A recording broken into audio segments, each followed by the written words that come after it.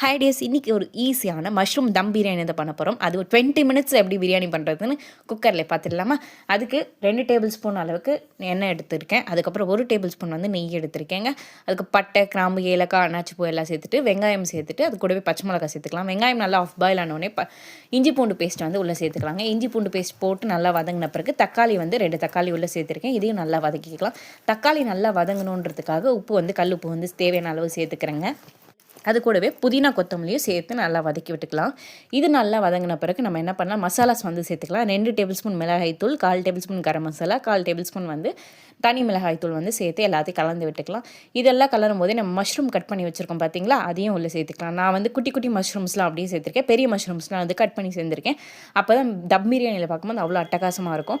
இதெல்லாம் வந்த பிறகு மஷ்ரூம்லேருந்து தண்ணி கொஞ்சம் இறங்கும். அதுக்கப்புறம் நம்ம என்ன பண்ணலாம் அப்படின்னா, தயிர், கெட்டியான தயிர் வந்து 2 டேபிள் ஸ்பூன் வந்து புளிக்காத தயிராக சேர்த்துக்கோங்க. சேர்த்த பிறகு இந்த மாதிரி கிரேவி கன்சிஸ்டன்சிக்கு வருங்க. அது வந்த பிறகு நம்ம என்ன பண்ணோன்னா, பாஸ்மதியை வந்து நான் 15 மினிட்ஸ் வந்து அது 50% வந்து நான் பாயில் பண்ணி எடுத்திருக்கேன் தண்ணியில் போட்டு.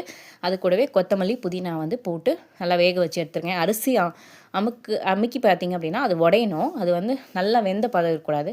அதுக்கப்புறம் தம் போட்டு ஒரு 15 மினிட்ஸ் ஸ்லோ ஃப்ளேமில் வச்சிங்க அப்படின்னா சூப்பரான மஷ்ரூம் தம் பிரியாணி வந்து ரெடி ஆகிடும்.